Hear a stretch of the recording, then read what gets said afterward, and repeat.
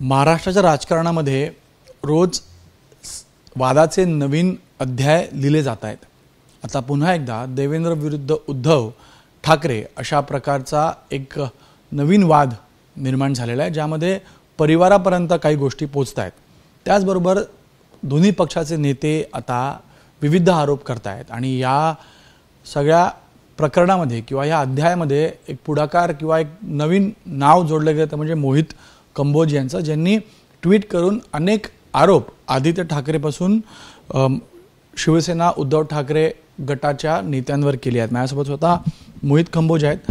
मोहितजी, ज्या प्रकारे तुम्ही आरोप करताय त्या आरोपांमध्ये भ्रष्टाचाराच्या आरोपांवरचं तुमचं उत्तर आहे।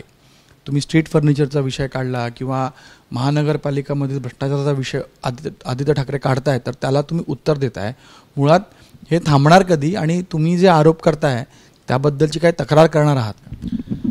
देखिए, सबसे पहला विषय ये है कि माननीय आदित्य ठाकरे जो आमदार है, पूर्व मंत्री, वो बीएमसी के भ्रष्टाचार के ऊपर बार बार प्रेस कॉन्फ्रेंस करते हैं। कोई 2-4 रोड के काम, स्ट्रीट फर्नीचर, ब्यूटिफिकेशन के ऐसे अनेक कामों के ऊपर वो प्रेस कॉन्फ्रेंस की और बार बार टाइम्स ऑफ इंडिया में हर 3 दिन में एक आर्टिकल आता है। अभी एसआईटी बैठ चुकी है, ईडी की इंक्वायरी चालू है। तो मेरा मानना है कि ये बार बार बोलते हैं हम सरकार में आएंगे तो कार्रवाई करेंगे। अरे भाई, सरकार में तो जब आओगे तब आओगे, आओगे कि नहीं आओगे किसने देखा नहीं दोबारा।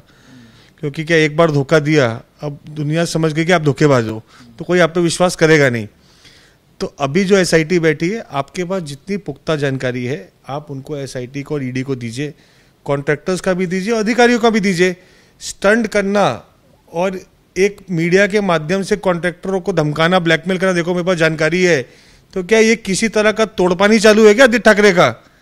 दूसरा, ये बार बार स्ट्रीट फर्नीचर की बात करते हैं, तो मैं पुख्ता जानकारी से बोलता हूं 2020 मार्च में कॉन्ट्रैक्टर जो स्ट्रीट फर्नीचर वाला है, क्या उससे कोई लेन देन हुआ था आदित्य ठाकरे का? आदित्य ठाकरे का लेन देन हुआ था उससे?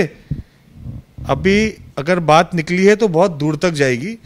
पब्लिक डोमेन में आकर आरोप लगाना, ये शिंदे साहब की छवि को धुलमिल करना, ये एकनाथ जी और देवेंद्र जी की सरकार जो महाराष्ट्र के इनके रुके हुए काम थे इंफ्रास्ट्रक्चर की, जो चालू हुए थे 14 से 19 तक, उसको दोबारा तीव्र गति से देवेंद्र जी और एकनाथ जी की सरकार मिलकर आप देख सकते हैं कैसे कोस्टल के काम है, मेट्रो के काम है, अनेक इंफ्रा के काम महाराष्ट्र में दोबारा तीव्र गति से चल रहे हैं। तो उसमें रोकना और झूठे झूठे आरोप लगाना, तो आरोपों की राजनीति बंद करें। आपके पास जो सबूत है वो लेकर आप एजेंसीज के पास जाइए और कार्रवाई कराइए। आप कहीं ना कहीं ये भी जिक्र करते हैं कि आपके पास 110 क्लिप हैं जिनका आप जिक्र करते हुए कहते हैं कि आप इनका बहुत जल्द भांडाफोड़ करेंगे या सामने लाएंगे। अब वही बातें अब उद्धव ठाकरे भी कर रहे हैं, देवेंद्र फडणवीस भी कर रहे हैं। उद्धव ठाकरे कह रहे हैं कि मेरे पास व्हाट्सएप चैट्स हैं, तो देवेंद्र फडणवीस कहते हैं कि मेरे पास भी ऐसे सबूत हैं जिससे आप कहीं मुंह दिखाने के लायक नहीं रहेंगे। 110 क्लिप उनमें से एक है जो देवेंद्र फडणवीस जिक्र कर रहे हैं उसका। देखिए, एक विषय आपको बताता हूँ। पिछली सरकार ने जितना निजी तरह से अटैक भारतीय जनता पार्टी के नेताओं और उनके साथ जुड़े हुए लोगों पे किया था, कंगना का घर तोड़ना हो, नवनीत राणा, रवि राणा का घर तोड़ना हो, मेरे घर तोड़ना हो, काम बंद कराना हो, अनेक केसेस मेरे पे किए पूरे। झूठे झूठे वो सुपारी मास्टर संजय पांडे को लाकर झूठे झूठे केसेस करने का काम किया, नारायण राणे साहब का घर तोड़ने का काम किया। 1 साल हो गया शिंदे साहब और देवेंद्र जी की सरकार, क्या हमने ऐसा कोई राजकारण किया? क्या हमको नहीं पता इनके लोगों के कितने अवैध निर्माण हुए हैं? उनको तोड़ने के लिए घर पे नोटिस भेजें, लेकिन वो घर में उनकी माँ भी रहती है, बीवी भी रहती है, बच्चे भी रहते हैं, बूढ़े माँ बाप भी रहते हैं। किसी के साथ निजी राजनीति घर में घुस के करना या निजी बदला निकालना ये हमारा काम नहीं है। मैं भी कर सकता हूँ, मेरे पास भी लिस्ट है किसने घर में कितना इंक्रोचमेंट किया है, कैसे प्लॉट इंक्रोचमेंट किया, क्या किया है, लेकिन मैंने आज तक ये काम नहीं किया।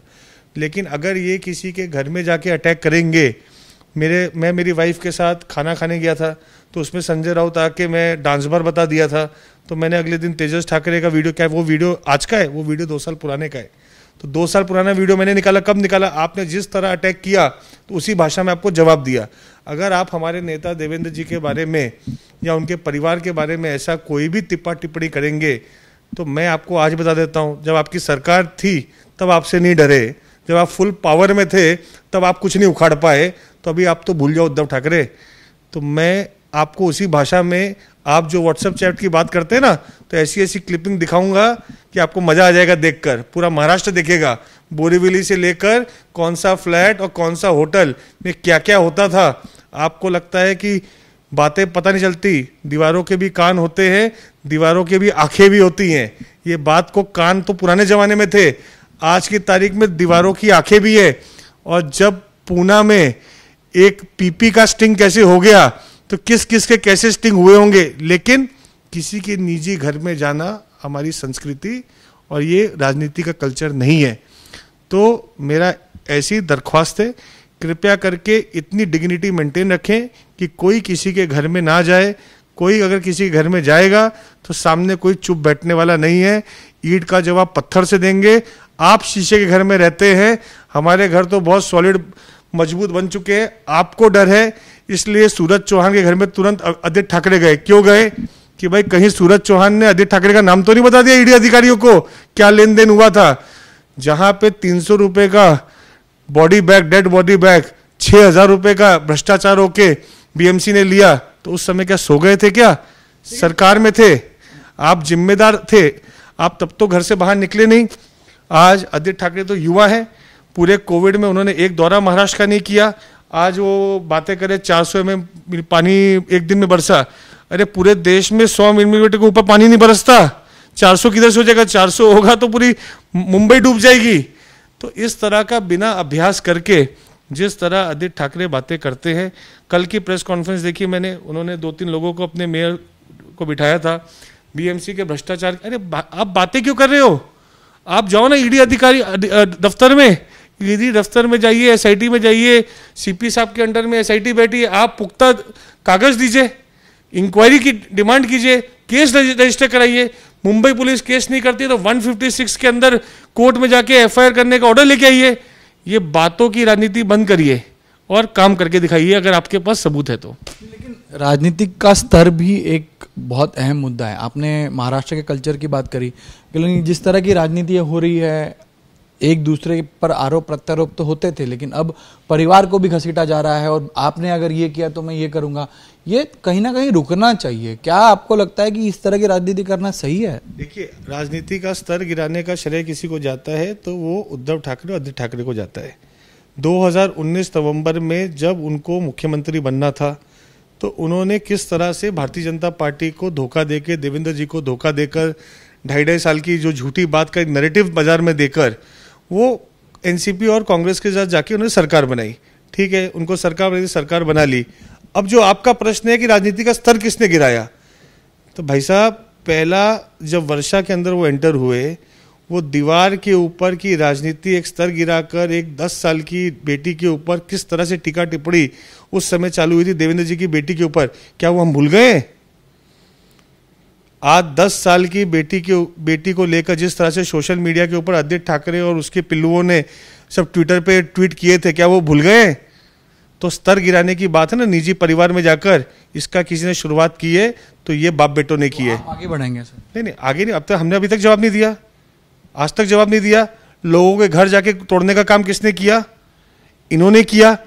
सोशल मीडिया पे कोई कुछ लिखता था, अरेस्ट करने का काम किसने किया? इन्होंने किया। लोगों के घर में उसके निजी केसेस करने का काम किसने किया? इन्होंने किया। नवाब मलिक ने क्या शुरुआत की? मेरी वाइफ, मेरे साले, मेरे परिवार को लेके झूठे आरोप लगा के प्रेस कॉन्फ्रेंस करके वो आर्यन खान ड्रग केस के अंदर किसने शुरुआत की? इनकी सरकार ने शुरुआत की। तब हमारे पे आरोप लगाओ तो ये निजी, अगर हमने सामने लगा दिए तो ये स्तर गिर गया, ये मराठी अस्मिता की बात हो जाएगी, महाराष्ट्र की अस्मिता की बात हो जाएगी। तो देखिए, हर जगह शुरुआत इन्होंने की।